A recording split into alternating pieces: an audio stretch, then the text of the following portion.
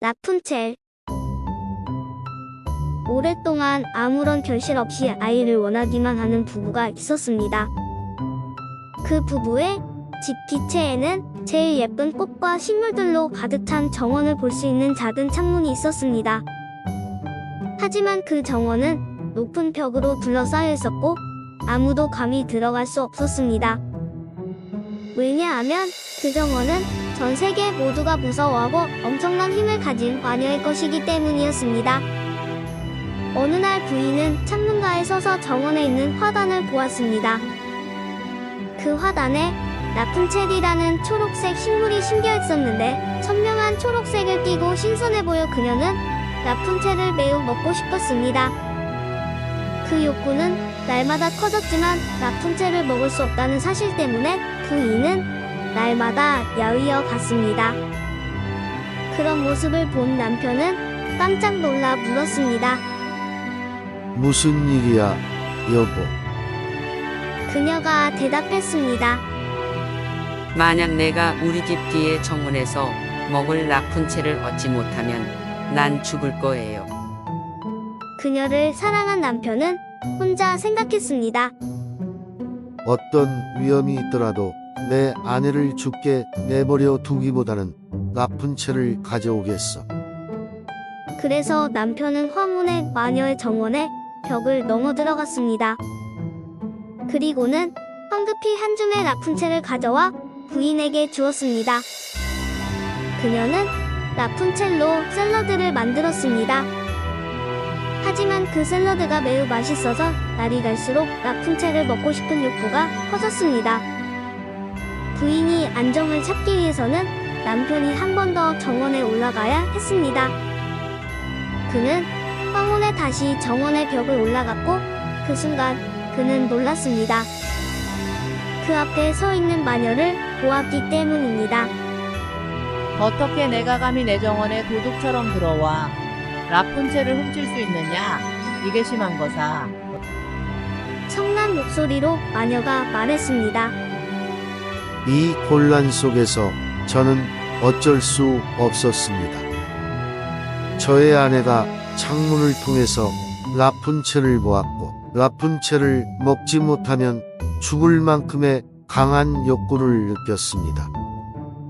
자비를 베풀어 용서해 주세요. 그때 마녀가 그녀의 분노를 억누르고 그녀에게 말했습니다. 내가 말한 그런 상황이라면 너희가 필요한 만큼의 라푼첼을 먹을 수 있게 해주겠어. 하지만 조건이 있다.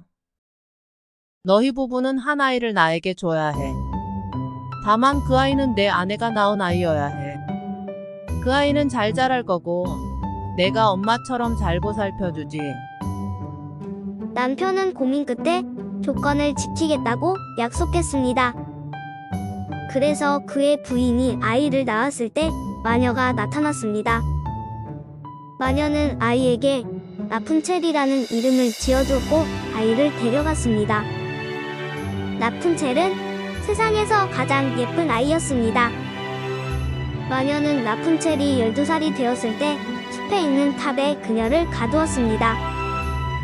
그 성에는 계단도 문도 없었고 성 위에 작은 창문만 있을 뿐이었습니다. 마녀가 안으로 들어가려고 할 때는 탑 앞에 서서 외쳤습니다.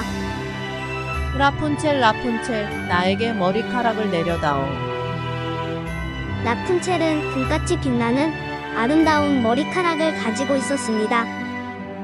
마녀의 목소리가 들릴 때면 라푼첼은 그녀의 따은 머리를 풀어 창문 고리에 머리카락을 휘감아 20m 아래로 머리카락을 내려보냈고 마녀는 그 머리카락을 타고 올라왔습니다. 몇 년 후 한 왕자가 말을 타고 숲에 들어왔다가 탑을 지나갔습니다. 그때 그는 아름다운 노래를 들었습니다. 그 목소리의 주인공은 고독의 시간을 보내기 위한 라푼첼이었습니다. 왕자는 그녀에게 올라가기 위해 탑의 문을 찾았지만 문은 없었습니다. 왕자는 실망한 채로 말을 타고 다시 성으로 돌아갔습니다. 하지만 성으로 돌아간 그는 심장이 너무 뛰어서 매일 숲으로 가 그 노래를 들을 수밖에 없었습니다. 그러던 어느 날 그가 나무 뒤에 서 있다가 마녀가 오는 것을 보았습니다. 그리고 마녀의 말을 들었습니다. 라푼첼, 라푼첼, 나에게 머리카락을 내려다오. 그때 라푼첼이 따은 머리를 내렸고 마녀는 그녀에게로 올라갔습니다. 왕자는 생각했습니다. 저것이 사람들이 타고 올라가는 사다리군. 어디 한번 내 운을 시험해볼까? 그 다음 날 어두워지기 시작했을 때 그는 성으로 올라가서 말했습니다. 라푼첼, 라푼첼, 나에게 머리카락을 내려다오. 그러자 머리카락이 내려왔고 왕자는 위로 올라갔습니다. 처음에 왕자가 그녀 앞으로 왔을 때 그녀는 깜짝 놀랐습니다. 그러자 그는 라푼첼의 노래가 그의 심장을 뛰게 했고 그를 너무 혼란스럽게 만들어 그녀를 보지 않고는 안 될 것 같아 이곳에 왔다고 말했습니다. 그러자 라푼첼은 두려움을 잊었습니다. 왕자가 그녀에게 자신을 남편으로 받아주겠느냐고 물어봤을 때 그녀는 그가 마녀보다 날 더 사랑해줄 거야 라고 생각했고 그의 손을 잡았습니다. 그녀는 말했습니다. 당신과 함께 가겠어요. 하지만 여기서 어떻게 나가야 할지 모르겠어요. 당신이 여기 올 때 비단을 갖고 오시면 제가 그걸로 사다리를 만들게요. 사다리가 완성되면 내가 내려갈 테니 당신이 나를 말 위로 태워주세요. 왕자는 탈출하는 날까지 매일 저녁 그녀를 찾아오겠다고 약속했습니다. 그러나 숨어있던 마녀는 라푼첼과 왕자가 대화한 내용을 전부 다 듣고 있었습니다. 나는 너를 세상과 완전히 단절시켰다고 생각했는데 넌 날 배신했어. 화가 난 마녀는 아름다운 라푼첼의 머리카락을 왼손으로 움켜잡고 오른손으로 가위를 집은 후 머리를 잘랐고 그녀의 따은 머리는 땅에 떨어졌습니다. 그 마녀는 너무 무자비해서 그 불쌍한 라푼첼을 불모지로 데려가 고통과 슬픔 속에서 살게 했습니다. 라푼첼이 쫓겨난 그날 저녁, 마녀는 잘려진 머리카락을 창문에 고정해놨고 그때 왕자가 와서 라푼첼을 불렀습니다. 라푼첼, 라푼첼, 나에게 머리카락을 내려다오. 그러자 마녀는 머리카락을 내려보냈고 왕자는 그것을 타고 올라갔습니다. 하지만 그가 사랑하는 라푼첼 대신 마녀가 그를 환한 눈으로 노려보고 있었습니다. 그녀가 말했습니다.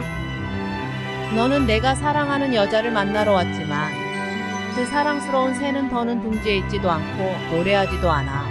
너는 라푼첼을 잃어버렸고 다시는 그녀를 보지 못할 거야. 왕자는 슬픔으로 이성을 잃었고 슬픔에 차서 그 탑에서 나와 버렸습니다. 그 후 그는 숲을 돌아다니며 거의 먹지도 않고 라푼첼을 잃어버린 슬픔에 울기만 하면서 살았습니다.